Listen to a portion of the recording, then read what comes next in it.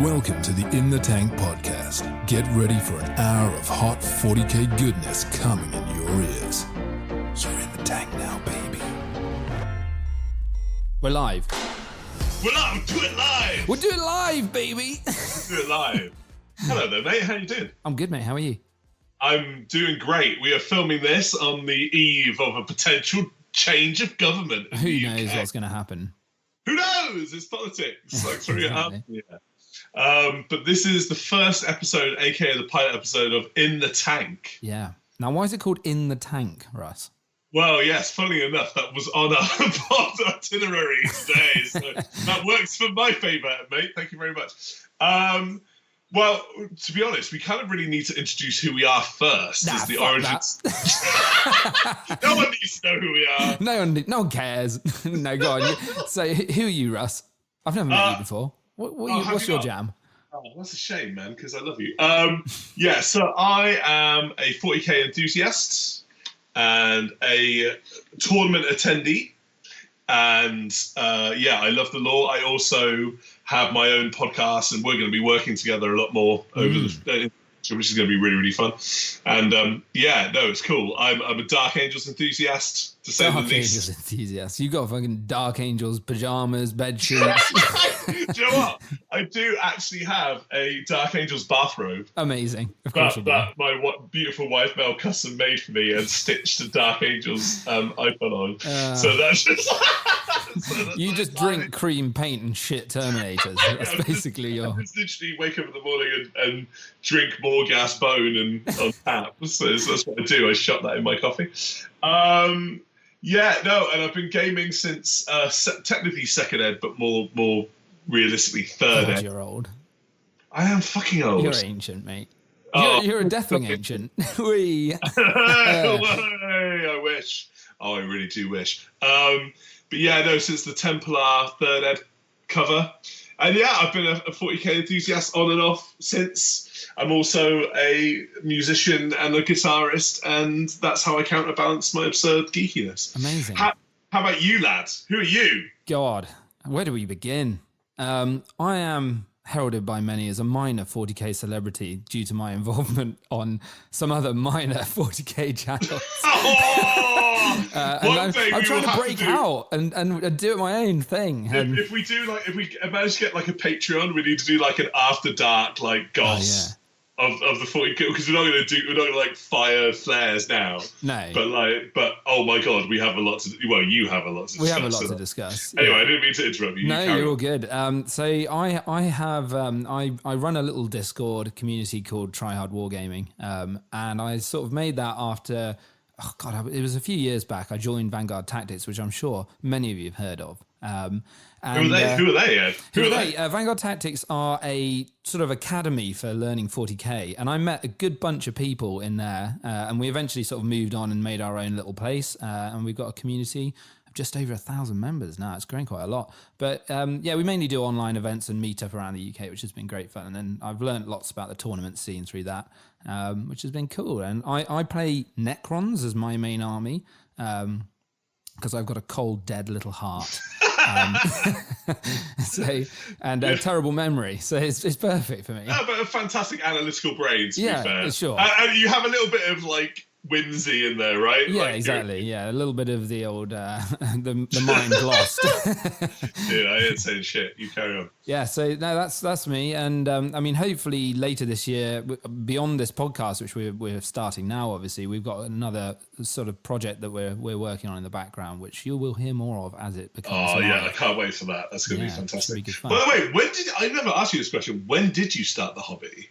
Oh, so I started. God, I was 13. And I'm 35 now, so... We're exactly the same age. That's we are, yeah. Many moons ago, basically. But I mean, I dabbled like many in and out over the years. And then I always used to... So when I first met my now wife, we always used to walk past the Games Workshop in Oxford. And I always used to stop and sort of drool at the window looking at things like Centurions and the baby carriers for the Grey Knights. And I was like, oh, I just love Centurions. Oh, my God. That Oxford store. Oh, it's great, mate. And I hadn't played the game for like 10 years at that point, just because I'd been out of it. And my wife bought me a box of Centurions as the first present she ever got me for Christmas. And I was like, oh my God, you don't know what you've done. No. And I was like, no. And now I've got like 15 boxes of Warhammer. The crack has begun. Like, that was it. I was like she literally gave you a bucket of plastic crack and she had no idea. That was it. She just hooked me back in. And now like I'm sat here in a room full of paints and boxes of Warhammer, and it's a nightmare. I don't mean to interrupt your origin story there, but I am just getting some serious flashbacks of going to that Oxford GW, playing in the fucking Eye of Terror campaign. Oh, God. Oh, my God, the 13th Black Crusade. Oh, my God, that was so much fun back when they allowed, like, games in the store. No, you can't do them in the store anymore. That's rubbish. Anyway, sorry, I had, like, literally, like, a nostalgia hit, and I was just like, I need to like indulge that. But I joined the Oxford Outriders, which is their local club, and met a few people through that, which was great fun. And then slowly but surely got back into it. And that's when I obviously joined Vanguard Tactics, just to try and get a bit better at the game. And that did really help. And then obviously sort of grew beyond that and did our own thing. And we've we've got a sort of a first team, which I'm not in, just because I am terrible at the game. But like our first team's doing really well. They're absolutely smashing it. So it's good to see. It's lovely to see the community growing and enjoy all of that. One thing I will say is getting back into the hobby again after a little bit of a hiatus and also COVID and stuff. Obviously, you get like a bit of a bad rep in like the tournament circuit for everyone being sharks or douchebags. So I think that's just people that just don't play either in the right tournaments or just don't play actually in tournaments at all. Because my experience is the complete opposite. In as much as I've met some seriously awesome people, including yourself, obviously, which will lead us to why this podcast is called this podcast. And it's been a bit of a revelatory experience for me, and I just can't get over how awesome the community is and how fun and kind of like, I hate to use the say like dad and mum like the community can be, but like everyone's just so cool, and you kind of like know people for playing certain factions or like having certain personalities and stuff, and it is just like it is a proper community by definition of the word community. Yeah, and I just wanted to say I love it. Really, it is amazing. I love it too. Going to tournaments and stuff. I think the whole sort of tournament player thing is a bit of a misnomer, if that's the right word. But like because everyone sort of thinks that they're gotcha players, and there's all this drama. And I mean, 40k community loves a bit of drama. Like, dude, we gobble that thrives on it. But I don't think on the whole are actually that bad. Like I've only ever had one or two dodgy opponents, and we've always sort of made it work. And on the whole, every experience with pretty much every game I've ever had at a tournament has been a good one.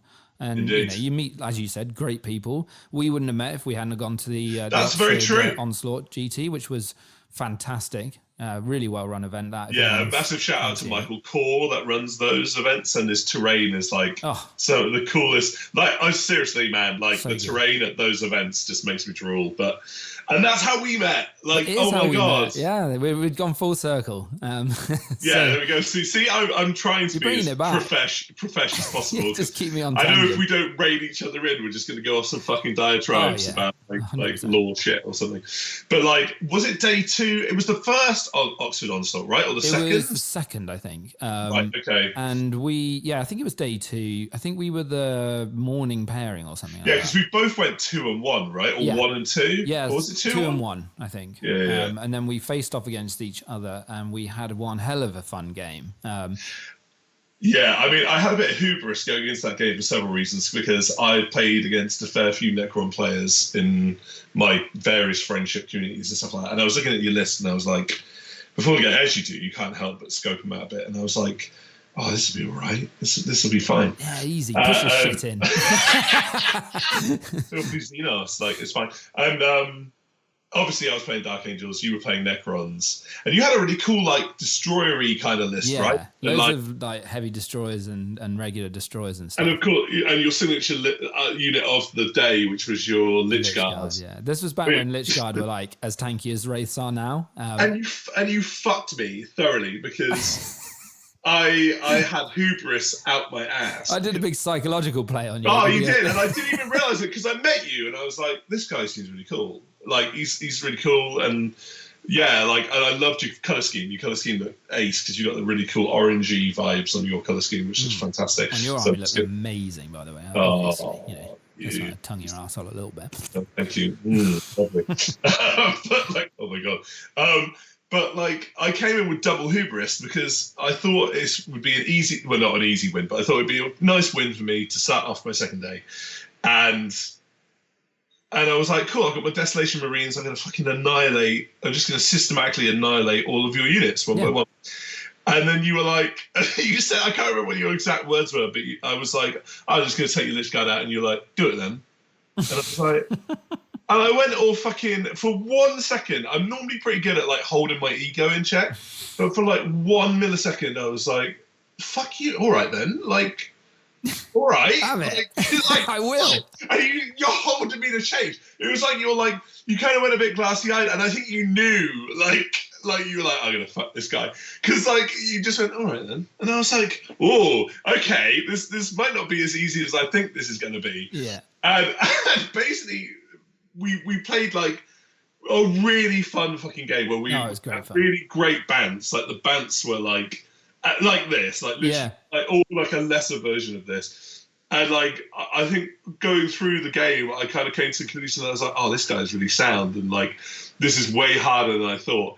And then of course, like my ultimate hubris was underestimating Lich Guard and just getting bogged down in fucking Lich Guard, where I just wouldn't die. I remember it was great fun. Fuck's sake. And my Desolation Marines were doing well, but you were doing really well at like out positioning them and like getting out of position with them. Yeah, so I mean, the name of this podcast is about to come into sort of because basically there was a moment in the game where you had your 10 Desolation Marines, and this was when you could take them in 10 mans, and they were just awful. Like, and you had full rerolls from oaths basically. I mean, you call them awful. I call them fucking amazing. You loved them, but they were sat in the middle of the like your side of the table, and basically anything that I put within 24 inches of them was just going to get overwatched and blown away. So I had to.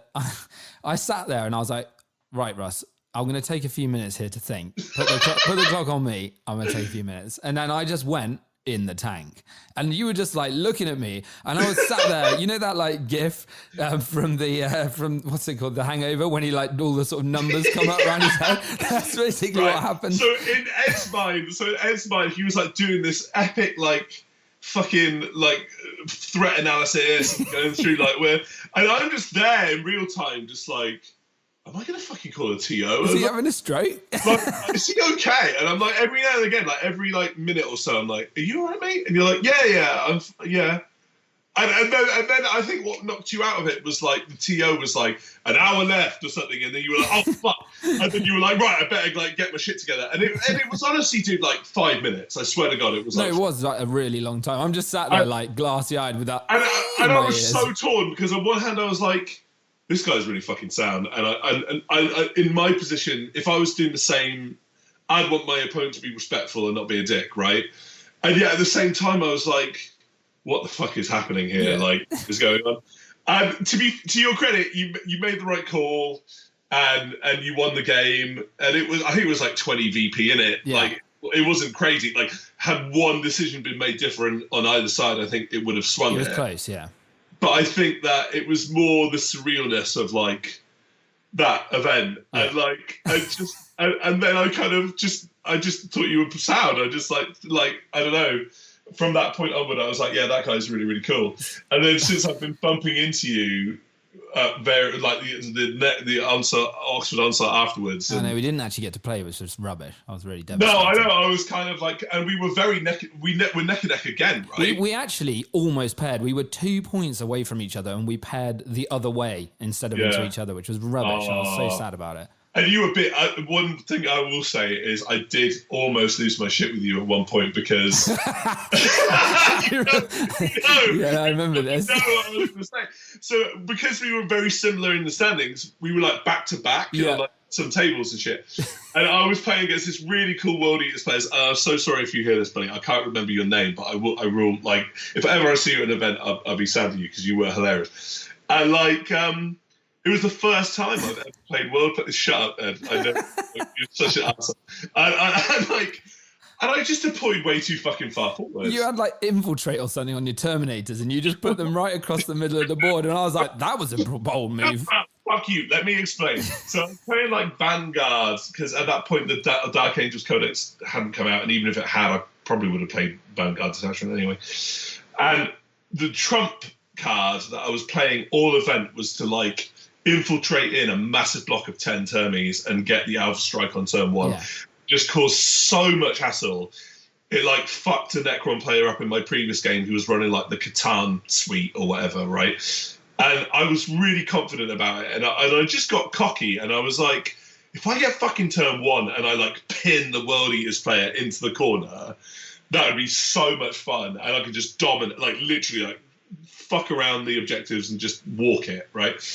And I didn't, and I deployed way too far forward, and he got first turn, and just proceeded to charge me and fucking wreck my face. Like, yeah, because I remember turning around at one point, and I was like, what's happened, Russ? Where's all your army? Why are the World Eaters all in your deployment zone? That's turn 2, isn't it? I think you're coming at this a little bit too balanced, where you actually turned around and be like, oh, bro, where's your army? You like go a bit too far forward. Oh, bro. I was just like, oh my fucking God, I wanted to die. I like literally wanted to die. I loved you so much, but in that moment I was like, I want to fucking kill you. But then the problem was my hubris got the better of me because I was winding you up all game, and then I turned around and got my shit pushed in the next game. Shakespearean irony. This is the Shakespearean irony that in the process of you being such a twat, like, well, not really. I do appreciate your humor, but just in that one moment, I was like, oh, for fuck's sake. But like, you got your fucking ass handed to you, and I don't even know if I might have finished like on the same wins as you, or like higher than you. I think you were either higher or the same. Yeah, I think you were higher. I was gloating over the fact that I was like, see, there you go. That's what you get for being a douche. But but it was funny, man. It was great fun. But no, that's obviously the origin of where we met, where the name comes from, because it was me just being in the tank trying to basically. I'm not, I'm slow sometimes when I play. It takes me a second to do sometimes. But basically, the reason I was taking so long was because I had to plan out that entire turn to try and avoid the Overwatch on the unit I needed to kill them with. And that was what took me so long to figure out, because I had to bait the Overwatch out, which I managed to do in the end, and then I could kill them. But it took me so long to figure out. It was like a proper puzzle, that one. But it was the right thing to do, because you did win the game like convincingly and like. Absolutely. And we've all been there, man. Like, I was sweating bullets at the end of that game. Because I was running out of time because I'd used so much time in the tank. Yeah. I remember. It was a great game. Good fun. Oh, it was fun. It was really, really fun. But like, since that moment, I was like, oh, that guy's wicked. And like, literally, whenever I go to an event that I know you're at, I'm like, where is he? Where's that? Yeah. Likewise. I'm always looking for you. You're like my favorite. You're like my, like, I don't know. This sounds really perverted, but like when you're excited about, like, when you were a kid, about like your favorite present on Christmas Day, and you just want to like, you want to unwrap me. Yeah. Unwrap you and like grab you. Like that's where I'm at. I'm just gonna be under your tree in a bow, and that's it. To the point where I loved my Oxford GT experience, but without you being there, was it did hurt my soul a little bit. Yeah, I couldn't make one of them, could I? Recently, I can't remember why, but definitely going to go there again if I can for the next one. Well, dude, and like as a precursor for the future, like I think there's going to be quite a few more games involving you. So there will be. So that's all I'm going to say on that subject. But there's a lot potentially on the horizon there. But yeah. But I love the name of the pod because it's a reference to that. It's a reference to when we first met, and it's also a double entendre too. So like. Is that what they're saying? They call it a double entendre? And as much as obviously the in the tank meaning, and also the fact that you could actually physically get in a tank. In a tank, yeah. There you go. And it's very 40k sounding. So there we go. Fantastic. So the next topic, very quickly, before we get on to the big subject. What are you working on project-wise, mate? Like, what are you doing right now? So I'm working on a couple of things for Hypercrypt Necrons. I've got a monolith and about 400 pieces in front of me that I've been painting, which is fun. Monoliths are the coolest, man. Yeah, I'm really looking forward to running it because I've never. So I ran a monolith a few years ago at LGT before they were cool. This was in 9th edition. Before they were Yeah, I was such a trendsetter like that. But they had the green crystal. Yeah, I was the master of monoliths. So I actually went 3-2 with it at LGT, and it was rubbish back then. But that was back when you could like dump 10 Lich Guard out of it and do like a 3-inch charge without having to spend any CP. It was great. You have to like do it in Hypercrypt and spend CP to do that now, and Lich Guard a poo-poo. But so I'm looking forward to getting that on the table. Big boy. What about yourself? What are you working on? It's obvious what I'm going to be working on. Is it Dark Angels? Very well. Mild shock. On my desk, literally right now, I'm looking at is a unit of 10 Deathwing Terminators, all with chain fists, ready to chew up some anti-vehicle 3-up. I love fisting, mate. I do. And yeah, I'm currently like working on a Terminator-themed Dark Angels army. I know. I'm looking forward to playing against it. Great, that's fun. I'm trying to make it work because that was my signature army at ninth. The thing that I'm most excited for you personally, is that the Lion is now the Kool-Aid guy, and he can just bust through walls. Right. And be like, oh yeah. Well, funny you should mention that, my man, because we need to discuss the massive changes in regards to what's been going on. But yeah, no, essentially, Terminators for me. Like getting through Terminators, getting through awesome Gladiator Lancer that I'm working on, or Gladiator Sashi. I can't say the word Sashi. Like, what's the name of like a vehicle body? Oh, hull? No, a Sashi. It's like this is hilarious. My wife constantly talks to me about this because I am really bad at pronouncing words. Like, you've got a vehicle frame. What is a vehicle frame called? Oh, chassis. That's the word I'm trying to say. Chassis, I thought you were saying sachet, and I was like, what, like a little packet? No, exactly. You shake it out and loads of Terminators rock out. I'm working on my Gladiator chassis. Yeah. Sashi. I can't say it. That's a Deathwing theme one, and it has like chunks of lions on it. And you said to me, I sent you a picture of it that I was working on it. It's like, do you just have a random box of like liony bits? Yeah. Like, literally like liony bits, like not even Dark Angels bits, but like random things like ravens and fucking liony bits. And I was like, yes, I do. Yes, I do. But yeah, so working on that. So we'll be playing that against each other, I'm sure, at some point.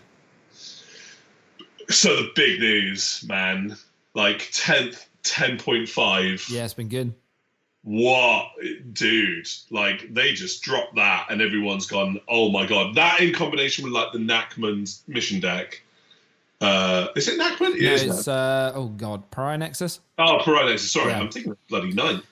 It's all right. Knackman, Pariah Nexus. Fucking hell! Like, Warhammer's way too complicated. It is, isn't it? It can't keep up sometimes. Yeah, dude. Wow, big changes, bro. Like, there's so much to talk about here, but should we talk about like the big ones, right? So obviously there's been some massive core rule updates, including the sore spot for a lot of people, which is pivoting. How do we feel about pivoting? Pivot. I love it. I think it's a good change, and I think it comes from a good place. But I think the problem with it is that, as we know, it's kind of allowed a couple of silly instances to occur. But I think that they'll probably figure out a way to fix those. Okay, so I'm going to play devil's advocate. Did it need to change? I mean, no, but at the same time, I think it's quite nice that people with circular bases don't need to be doing Pythagoras theory. I agree. Sort of stuff in the middle of a battle. So I get that. It's nice not to have to be really accurate with your movement to that extent. Because I did it yesterday in a game where I had a Triarch Stalker, and I basically walked it out, took my 2 inches pivot, and then walked it again, and it was so easy. It didn't require much brain power, which is great for me. Is it true, however, that certain units may gain distance as a result of this? Like if I've got a Doomsday Arc and I put it on my deployment line and then pivot it, it's definitely gaining like an inch or so of movement, because it's going from like, being flat to 3 inches forward. So is this going to be a problem with things like Greater Demons and shit? You see, Greater Demons are all on round bases, generally speaking, aren't they? I thought the Bloodthirster was on an oval base, bro. Maybe he is. I don't know. Look it up. But I mean, oval bases still take 2 to pivot. I think it's just easier because you can get things like wings through gaps now without having a problem and all that sort of stuff. It's always been a bit of a point. Okay, right. I will come at this from 2 angles. Number one, I'm happy in a way because it makes something less ambiguous, which is always good because people are gonna want to cheat the system a little bit and mess with stuff. But for me, it philosophically goes against the concept of what the beginning of 10th was kind of all about, which was what was the stupid tagline? It was like simplified, not simple. Yeah, right. That is no longer the case anymore, right? No. Like you've got a 3-page or 3-paragraph rule system in regards to vehicle pivoting rules now. Yeah. That's a lot, right? And to try and explain that. I mean, great. I suppose on kitchen tables, it's not going to fucking matter anyway because people are going to play how they want to play. But even so, it's quite a complicated rule to spin to people and pivot to people. So that's where we need a soundboard, bro. Yeah. And I don't know. I think that philosophically it goes against what 10th kind of feels like. But then it is 10.5 now, right? We're kind of moving on a bit. I mean, the mantra's kind of changed from simplified, not simple, to complicated, not complex. Pitch it. Yeah, pitch it. Send that to We'll Have a World. GWHQ. I've got it. Mate, that's it. You should be on their marketing team, man. 100%, mate. We'll have a community post. God, imagine my tweets. You think theirs get them into trouble? Oh, get out. I think it'd be great. I think it's great. Just call out ourselves. Yeah, cool. So pivoting, interesting. Yeah. Any final thoughts on pivoting? We like it. Do we like it? I think the heart of the change is in the right place. I think they need to do some tweaks to it to stop the whole extra inches on the charge coming out of deep strike and stuff. Because if you're on a Raider or a Monolith, you can turn it and get a couple of extra inches. I agree, charge. Purely because it just feels a little bit abusable. But okay, I'm willing to be a convert in regards to the pivoting rule. I can. Converted you. Yeah, go on then. Easy. I'll let you have it. I'm yet to really experience it firsthand, to be fair. So I'm just literally being a mouthpiece for the grievances of the community right now. No, it's cool. Okay, that's fine. A rule that I've really enjoyed reading that I'm going to probably enjoy the shit out of is the Primarch Kool-Aid Man rules, which when you read that to me, because it was weird, because we were actually on a Skype call. We were, when the rules dropped. The rules dropped, and I was like, oh, yeah. Which is Primarchs, right? Can walk through fucking ruins. Hang on, Russ. Right, wait a second. You weren't like, oh yeah. I was on the phone. I sat there. I went, hang on a minute. The lion can go through walls, and I just heard you just bust the biggest nut down the phone. You're like, ah, because you've been playing the lion when he was shit and expensive, and now he's baller. He's never shit. He's awesome. He's always been awesome. Okay. This is opening up a mini can of worms, right? But I have died on the hill of the lion being good, even at 350 points and not being able to move through walls and stuff, where I have just been debating on various groups that the lion is still great. Okay, maybe not quote unquote optimal, but I still think he's awesome. But it's very cool that we have this rule that characters like the lion or Gilliman or whatever can move through ruins. So good. I mean, it seems obvious to me. It's just even Paul can do it now. He's got his own little special rule for that as well. He's been singled out, which is cool. He's cool. He can just he's cool. he can crawl over the top of it. Exactly. Yeah. So that's cool. Are there any other major rule change there that we need to I mean, there's loads of little things, and some of them. I think the Pariah Nexus deck, by the way, if you wanted to move on to talking about that, I played it yesterday. It's really good. I much prefer secret missions to gambits. They're actually doable, which is good. And can pull you back, because if you think about it, in some games your opponent will get a bit of a lead on you, and you just can't get the primary, right? But when you do a secret mission and you do it at the end of turn 3 and you have to be below your opponent's primary score with your primary score to be able to do one, So you select one, let's say, and let's say you've gone second. All of a sudden, you can still score up to 20 primary, even when you've selected a secret mission, but you're capped at 20. So what you do is you basically, at the end of that game, you just do your secret mission, run out onto the objectives or whatever, score a ton of primary, putting you to 40 if you score it, and then you just bang ahead. Not to interrupt you there, buddy, but do you mean that you're capped at 20 for primaries then? Yeah, so you can never score 50 on primary. You can only score 40 max. And 20 of those comes from completing the secret mission, and 20 of those comes from any primary you score even before or after you selected the secret mission. Right. I imagine that's going to be amazing for factions that want to play around secondaries that aren't very good at holding objectives in the midfield. Because, I mean, if you've got like a really killy army, for example, like if I was playing my Hypercrypt Necrons and I want to kind of jump up and down around the edges of the board and shoot you, I'm not necessarily going to be scoring huge amounts of primary unless I've got a couple of Catan on one of the objectives, for example. So I just try and wipe you out, and then at the end of the game, come back with a secret mission, and then just, jobs are good. Same with like a faction, I imagine, like Dark Eldar or something that are like dancing around the field getting secondaries and then need to like get a chunk of points from somewhere else. Or there's bound to be loads of factions. It's a good comeback mechanic. I like it. I think they did a much better job this time around. Coming from someone that loves like sitting on primaries and going like, get me off, that slightly worries me, because it means that I'm gonna have to like try and anticipate what my opponent's gambit's going to be. But it's one of 4, right? It's one of 4 secret missions, and they obviously what the 4 potential ones are. So if you see your opponent starting to make a play for like your warlord or whatever it is, you can think, actually I need to defend this a bit better. But it's cool. I think it's a good way of getting that catch up. And I have a question for you as well. I haven't played the new PN deck yet, Pariah Nexus deck.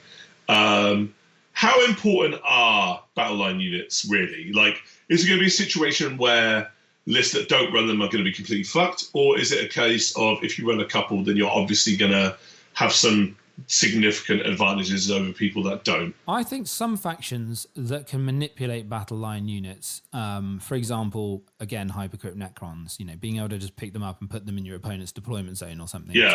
Turn 5. That's very good. Things that just run loads of battle line like GSC, etc., that are just all their stuff is like all their main foot troops of battle line. That's great for them as well. I don't think you necessarily need it, but I think that a lot of like mission packs, like tournament mission packs, are probably going to be running because you have to, Chilling Reign doesn't exist anymore. So you have to run some kind of special rules for each mission. And a lot of them are using the advance and action for battle line, or the, being able to action in melee for battle. And also, line. I think there's one where you the raise the banners, right? Yes, raise the banners as well, which is only like 3 points max generally over the course of a game, but it's still 3 points. It could matter. But I do think they're good. I do think if you can include a decent, useful battle line unit, like for me it'll be Immortals, for example, then do it. But if it's not going to destroy your game plan if you can't. They're just nice to have. Because I'm looking at my list and I'm like, I'm to be honest, points are like so tight these days that you're like, can I justify some battle line units to make use of those rules? And I think having something that's cheap and effective that can do it. I mean, for Space Marines, the obvious one is like assault intercessors and stuff that are really good. That you can just like literally, and to be honest, they're quite good at like controlling objectives where they will probably kill medium to light stuff that holds objectives and stuff like that. But like, at the same time, you're not going to be crazily penalized if you don't run battle line units. No. Which I think is actually probably a really good way of like counterbalancing the craziness that is 10th edition list building, where I don't think we've had it so good in terms of like making crazy lists ever, really. No, it's the fucking fun, Wild West. It's really cool. I mean, on one hand, I'm like, you get these really skewed lists, which, feel a little bit anti-narrative. But on the other hand, it's like, it's really cool to not have to abide by some sort of annoying detachment-y kind of prerequisite that makes you have to run certain things. Yeah. It's nice that you can just run whatever in the detachments, because sometimes you want to be able to take things that you wouldn't previously have been able to take, for example. Yeah. I like that. I think also the secondaries actually build into list building in a way, which I quite like. So, for example, if your opponent draws Bring It Down, and you don't have any vehicles, or all your vehicles are in reserves, they can just get rid of it and draw another card, which is actually kind of a bad thing for you, because what you would love to have is like a little sub 10 wound vehicle, like, I don't know, a reanimator for Necrons sat somewhere so they can't redraw the secondary and it's impossible for them to score it. So then they have to spend a CP to redraw it. So that or like Cull the Horde is another one. If you can have like a Cull the Horde unit, they can't redraw it. That's a really interesting point there, actually. Like, I'll give you that. Like, that is actually quite fascinating. And I think the dynamic, you've kind of touched on that too, of the fact that now you can ditch a secondary every turn, means that anything that will give you consistent CP is going to be a really important 100%. unit selector.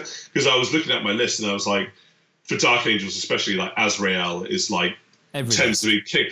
But even now, he's like even more important now, where it's like I need that CP every turn to like throw that into my secondary bin so that I can dig for something else if needed, right? Like, yeah, I mean, there's subtle ways that lists are going to be changed going forwards, but I think it's going to be really fun to see like what changes are on the horizon and breathe a little bit of life into 10th. Not that it's getting stale, but like you always find that people that play a lot or whatever, but by the sort of first third or quarter of an edition there, people have cracked things and it's now just like codex waiting now. Yeah. But I feel like, there's been some really cool updates there. And of course there was some new unit updates, lest we forget.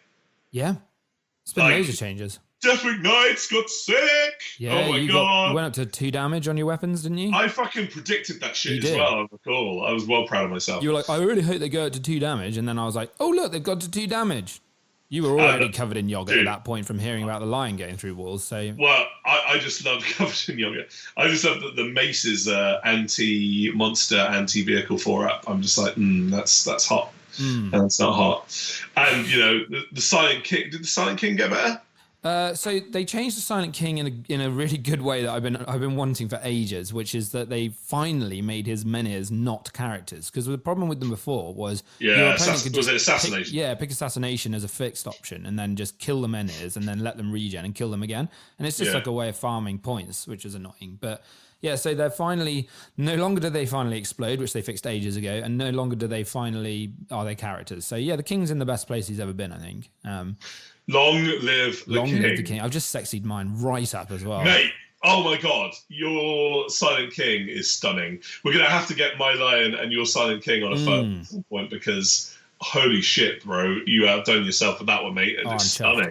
I'm happy with him, for sure. Well done. Cheers, done. Bud. Up your hobby game there, my man. Yeah. So very quickly before we move on to our cool lore subject to finish today, what are your predictions for cool factions going forward? Like, what factions are going to dominate? If you had to choose like 1 or 2 factions that you think are going to be amazing in the next coming 2 or 3 months, what are you going to choose? So I think Blood Angels still seem like they're in a really strong position. They've just got like lots of rerolls out their ass. They're really strong with all their extra strength on the charge, etc. And those dreadnoughts they've got, they can just infinitely fight. I don't know if you've seen that, but those things are fun. And they get like +2 to charge when they come out of when they charge a monster or vehicle, I think. So they can just deep strike 7-inch you, which is really fun, and then just go mad. They're pretty cool. I like them. I think Leagues of Votann, now that they've got an infiltrating unit, is actually really good, and they are like 80 points for 10 cool dudes. New guys. They're cool with the fucking trench coats. They're proper shaggers. Like... They look really cool. They're cool.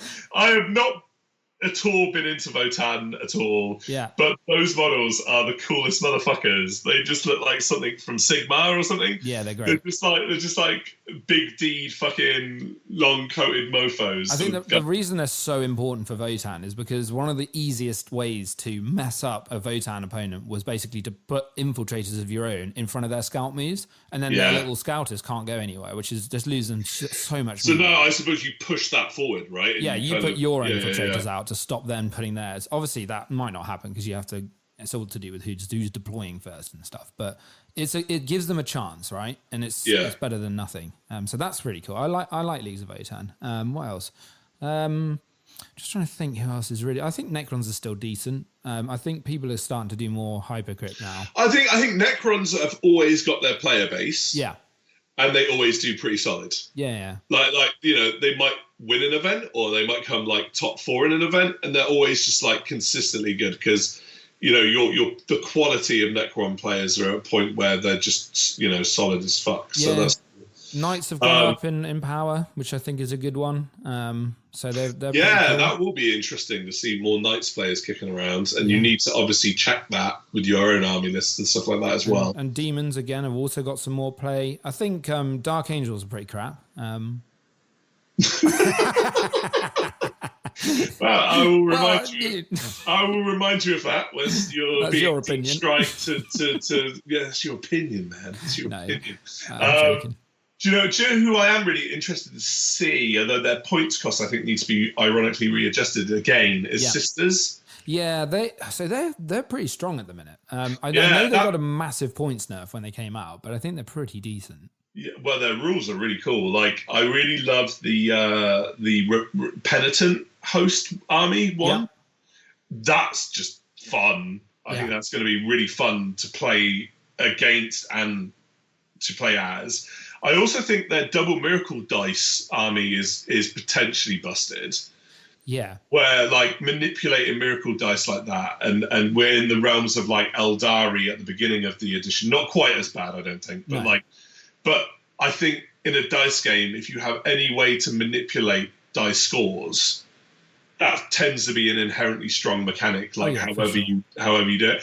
So I think they're a little bit overcosted at the moment, but I think if given in the hands of a really good Sisters player, I wouldn't be surprised if you see Sisters players doing really well at events. Oh, for sure. The thing is with Sisters, I don't think many people play them in the grand scheme of things because they're a really hard hobby army. They're all really fiddly and tiny and there's loads of detail on them. And my God, the detail. I actually have a Sisters army and I had to take like a breather because I was like, oh my God, no, I can't. I need my chunky creamy boys. I can't do this. I can't paint another fucking cherub or, do you know what I mean? It's just, like, oh my God. And of course the other one, I don't know how impactful this army's actually been on 10, but the old bully boy green tidy style fucking orc lists as well, right? Yeah, I mean they got a little bit of a nerf. I think they lost their reroll ones to their saves, and I think they're now just with the 5-up invuln. Which is, when they're over a certain amount of models, which is still really good. I think that was for the green tide, and then the bully boys, they obviously lost the 4-up feel no pain on their mega knobs, went down to a 5, I think. And I think they got a little bit of points. That's still not too bad. I mean, it's still good, right? Yeah. I think you'll still see them about because there's a good bunch of people that play orcs, and I think people, from what I'm sort of seeing, are trending more towards the index detachment now. Yeah, we'll see what happens. And of course, you've got potential other what would be fringe armies like Thousand Suns, Grey Knights potentially still being quite good, effective. Still very good. But yeah, who knows? Like, I think the meta is more up in the air than it's ever been. Yeah, there's a good amount of balance, I think, generally speaking. Like, I think most factions seem to be in that Goldilocks zone now, which this is what they push for at GW. So that's good. We'll see. Well, the next sort of couple of months, the tournament results will tell us, won't they? Yeah, absolutely. Yeah. It's going to be really interesting. When we next, when we're doing the pod over the next 6 weeks, is going to be interesting to analyze some lists from some really good players and stuff like that and see. Cool. Last thing, I've got a secret lore question for our final segment. Go on. 20 Space Marine Legions, technically 18 Space Marine Legions. Yeah. If you could remove one for whatever reason, which Space Marine Legion would it be and why? You don't know how tempted I am just to say Dark Angels just to annoy you. The thing is, ironically, I know you like the Dark Angels. I do. I actually collect them. I've got loads of them as well. Oh, you don't really collect them, though, do you? I mean, not like you collect them. I don't sleep on a bed of Terminators like a dragon. You do. If you didn't cream at the Deathwing Assault box, I just sleep in a giant obsidian sarcophagus. I am awake. I just rise from it. I have been in the tank too long. Yes. Oh, dear.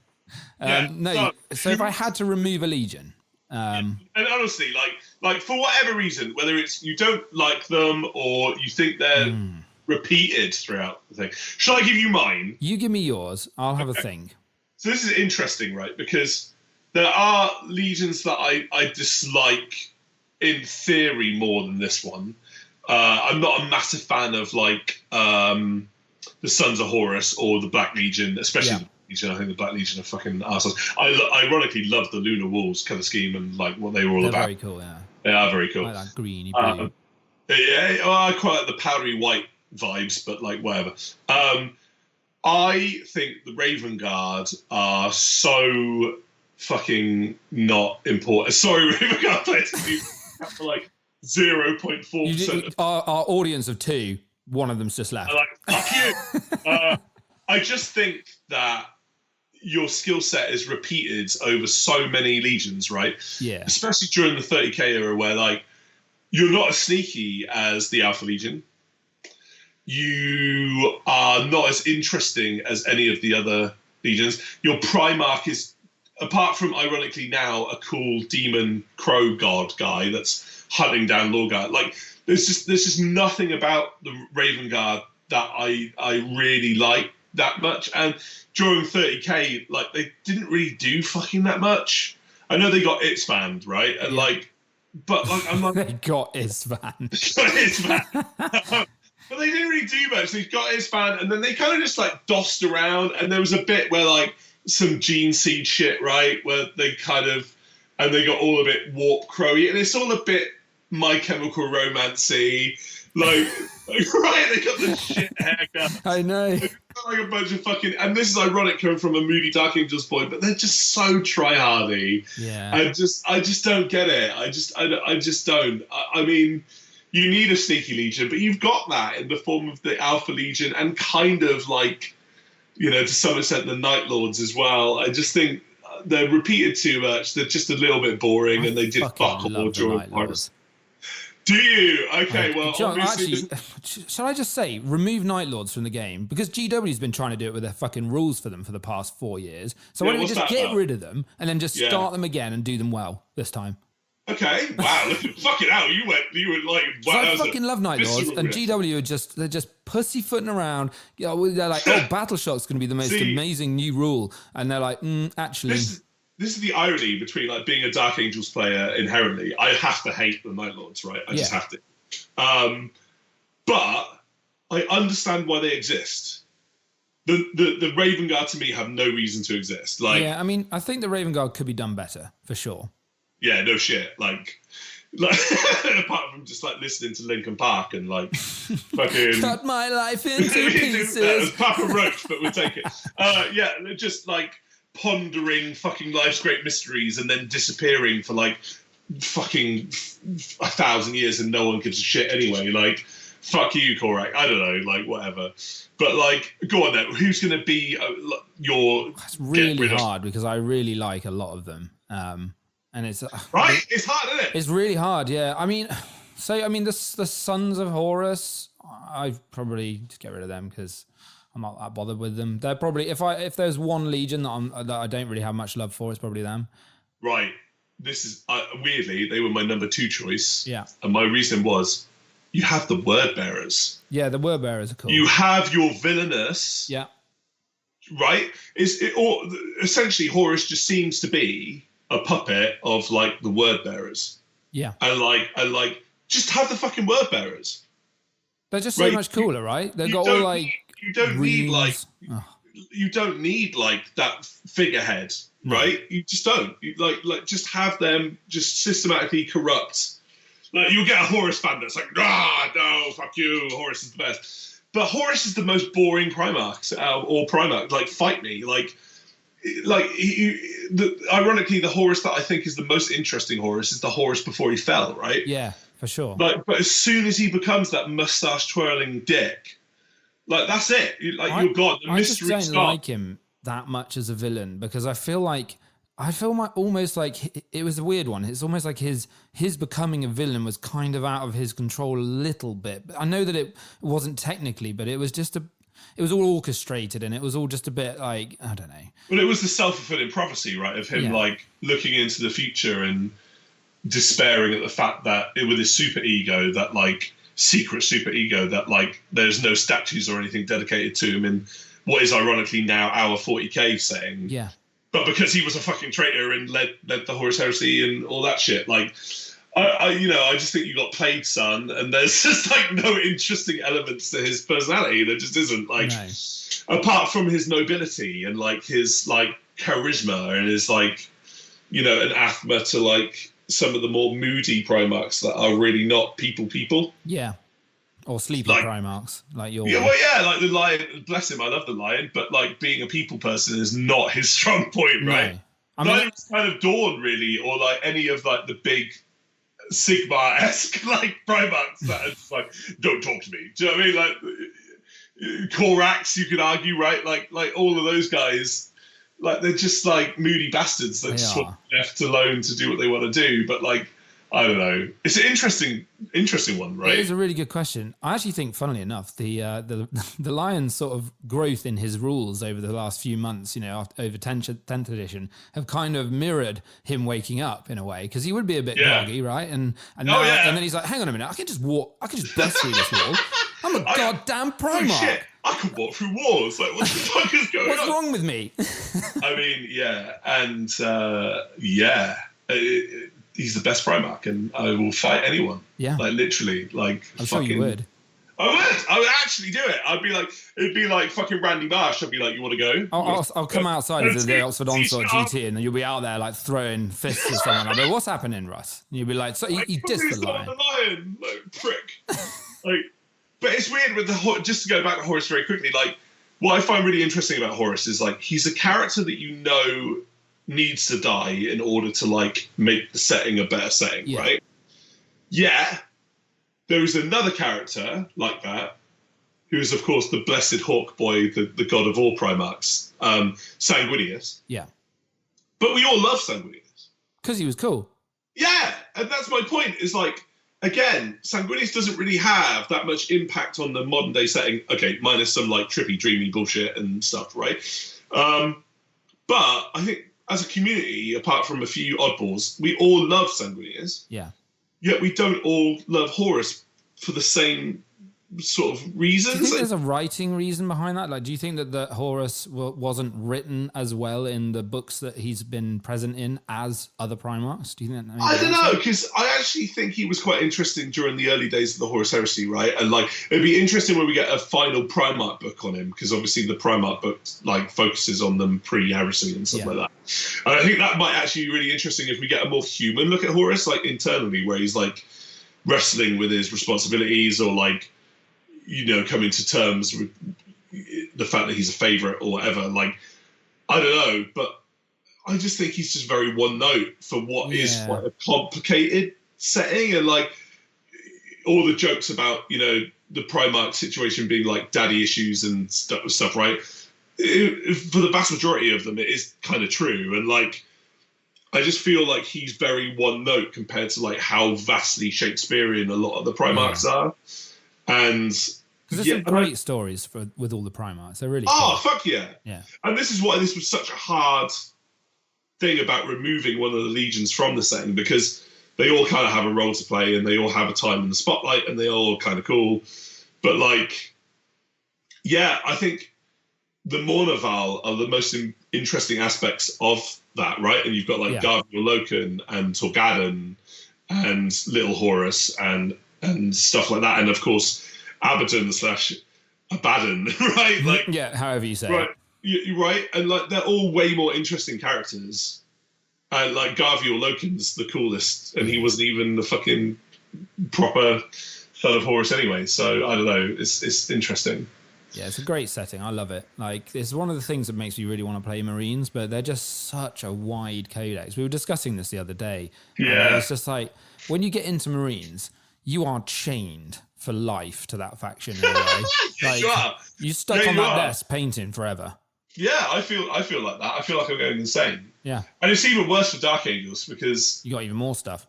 Well, we're one of the more popular sub-factions of Space Marines, but fucking Dark Angels are 3 armies in 1 army. Yeah, you are, literally. You've got the Green Wing, Deathwing, and the Raven Wing. When we do fucking mounted units better than the White Scars do, which I think is hilarious. I'm so sorry, White Scars player. I love White Scars. Yeah. But, like, the fact that we're better at that than they are, and that is their whole shtick, is kind of fucked up. But, like, I don't know, man. Like, it is a dedication. So it is a proper dedication. Here's a question back at you. If you could revamp any one legion from a rules perspective in the game currently, just give them some proper, juice and a little supplement or whatever, which legion would it be, and why is it Noise Marines and all that lot? The Emperor's Children. Yeah, well, I think you answered that question there and then. I mean, I'm not a massive Emperor's Children fan per se. I think they're like a bunch of fucking assholes in the lore. But again, we need villains, right? Yeah. But like mechanically, I think they're the coolest fucking, like, to have like a load of like Noise Marines with like 80s glam metal fucking guns just like mowing people down. It's just the coolest shit. But I think you've hit the nail on the head with some of the traitory kind of legions in a way. Sorry, go on. No, you go for it. I was going to say, I actually think, like, if we split this into a traitor and a loyalist, right? Let's do that, because that makes it easier. This is why you're my guy, because that's exactly what I was thinking, and I have an answer for you for both. Go on. Right? So my loyalist one, and it's because my second favourite loyalist chapter is, Legion chapter, is the White Scars. Yep.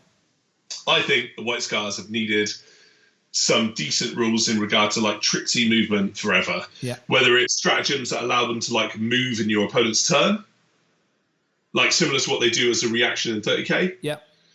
I think that'd be awesome.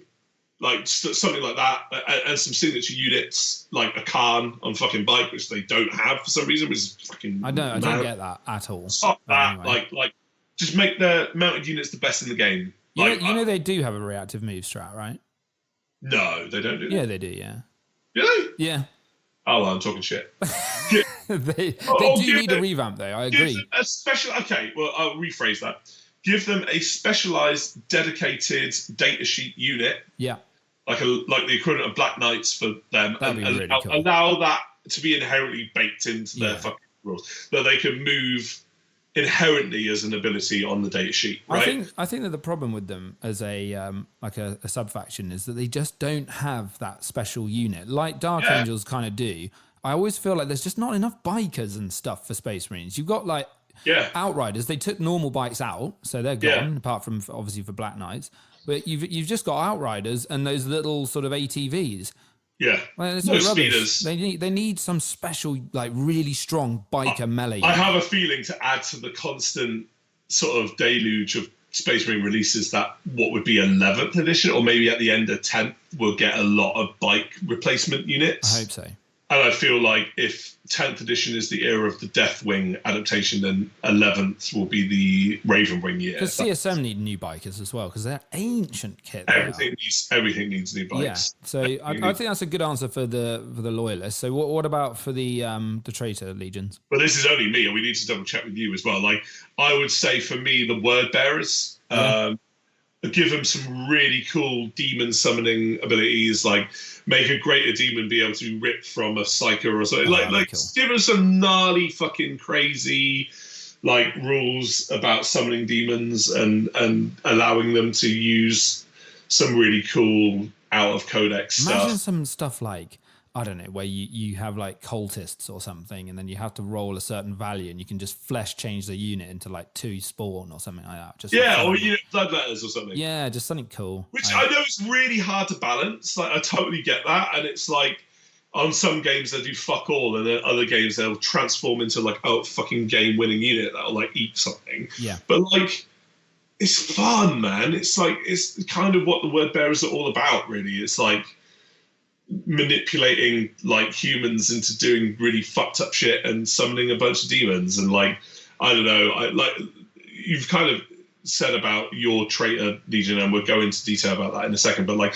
that you would change mechanically. But I think the word bearers just don't reflect their like a lot of the others do, like Iron Warriors do, Black Legion do, loads do, but they don't. Yeah, no, they don't, for sure. I think for me personally, my 2 choices would be Night Lords for traitors, because they've never got them right.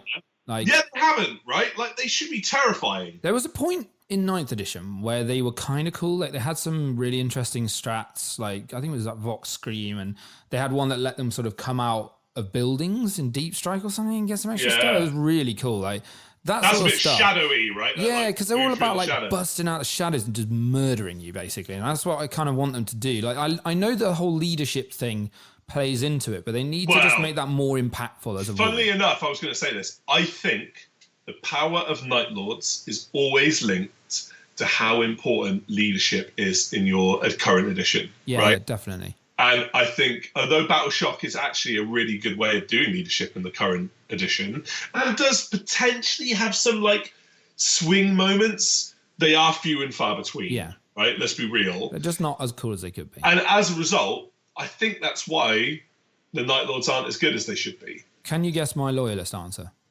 Ooh, I can't actually. Maybe Salamanders? No, I think Salamanders have got okay rules now. I think they're actually not that Firestorm works, right? The one for me is Imperial Fists, because I love Imperial Fists. And their detachment bonus is don't move in a game where you constantly need to move. And I hate that.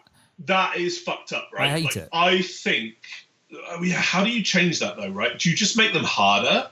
I think you either make them really tough or give them some ability to kind of fortify, because like they just need something like that, or just give them like, you know, a bit more sort of speciality with their bolter drills and all that sort of stuff. Like just make them a bit more effective, because at the minute I think it's like +1 to wound if you stand still or something like that, and it's just very difficult to activate a lot of the time. So you're right. I think the problem with the Imperial Fists is when you get them wrong, they just kind of seem like inferior Ultramarines. Yeah. And they don't really have like much going for them. But obviously in the lore, and in particular the awesome Siege of Terror series, those fuckers, man, like if they've got a fortified location, good fucking luck there. Yeah, exactly. Right? Like there's a bit, I think it was in Saturnine or however you pronounce it, where spoilers, but there was a gamble bit where like Dawn basically led a load of Justarian fucking Sons of Horus, elite of the elite, most feared strike force Terminators into a fucking killing floor of like Imperial Fists where they just annihilated them and almost killed Abaddon, right? Yeah. And they're the fucking hardest motherfuckers in what was the Age of Heroes equivalent of 40k, 30k. Yeah. And they were just Imperial Fists. They were just like fucking just like hard as fuck veterans that were like, cool. We're going to bolt fuck you.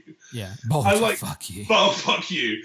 And that is not represented in their rules at all. It's not. I guess you hit the nail on the head where it's really hard to balance staying in one position when you need to move out. Maybe it should be like keyed on being on an objective. Yeah, I think maybe like give the tougher. There is some stuff like that, but I just don't think they lean into it enough. It needs to be, you know, if you're sat on objectives, you know, sort of hunkering down on your sort of terrain and that sort of stuff. There's got to be something cool you can do. Controversial. Give them, especially since this ruined the game and made my faction incredibly strong last edition. Give them what's it called? The Inner Circle rule. Yeah, give them transhuman against shooting only whilst they're on an objective. That'd be interesting. People love transhuman. So you can still, yeah, I know, right? I did. Definitely didn't split the entire community. But like just against shooting, and only when they're on an objective. So you could punch them. Yeah. But represents the fact that like when they're in structural defense, they just fucking hunker down, man, and like that's it. Like good fucking luck shaking them.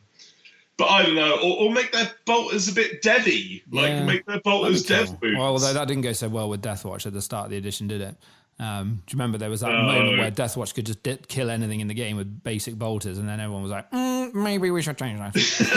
Yeah, I mean, sure. Yeah. But I mean, that is the signature weapon of the Imperial Fist, though, right? It's the old humble bolter. I think my monkey's paw wish would just to be Crimson Fists actually get a proper supplement. Oh my god, I'm gonna love Crimson Fist. Oh. Crimson You're like Fist. one of like 5 people in the world that love those. Is that Cantor? Is that Cantor? Cantor, Pedro Cantor, yeah. Pedro Cantor, yeah. Yeah, dude. Do you know what? Was that fucking Rin's World? Yeah, Rin's World, yeah. Oh, look at me go. Yeah, and they're just holding out against all these orcs, yeah? I tell you what, I'll be real. That was a great book. Bad lads. Absolute units. And they have that humanitarian element to them as well. Yeah. Quite cool. They're fucking cool. Yeah, I mean, dude. I mean, we could talk about Space Marines all day, clearly. Yeah. I mean, maybe we have to one day, but like, no, fuck the Crimson Fist, dude. No, hey, fuck you, lion. Do you know? Yeah, well, yeah, whatever. I'd be lying if I said I like the Dark Angels. Hey, on that note. Oh, don't end it on a shit joke like that. Well, we're both dads. We are both dads. Hashtag both dads. So we need some dad jokes there. We do. But let us know in your comments what would be your legions of choice that you would remove, or even chapters if you want to get really about it. But I will warn you, if any of you choose Dark Angels, I will come to your house and give you a stern talking to. Yeah. He'll just be outside the window, just with a hood. Stern talking to, and be like, "You're wrong." You'll be in your dressing gown. I will. I'll be there. Hood up. Pipe and be like, "So, I heard you got shit against the Dark Angels. Mm-hmm. This is not going to fly. It's not acceptable." And of course, check us out on our social medias. Do you want to promote your Insta/sites here? I don't even remember what my handle is for my personal one currently, but we'll get it all on there at some point and update it all. Count Ruscular Minis! Yeah, there you go. For me. I think I'm like Eddie 40k or something. And my pod that I do with my beautiful wife Mel called Grim Dark Bastards. Yeah, I love that. Although we do need to do more episodes because we haven't done enough and we need to sort that out. And it's not like you live with her. It's not very easy to get, Fuck you, man. If you know I know the how hard it is. Our kids are basically the same age for our listeners, so it's been a challenge, hasn't it? Oh my god, dude!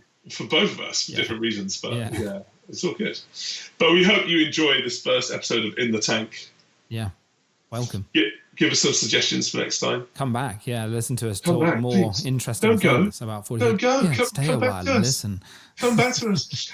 We may have some like YouTube video-y ones at some point as well. Yeah. But we hope you enjoy this pilot, and much love to you all. Yeah. See you in the next one. Yeah.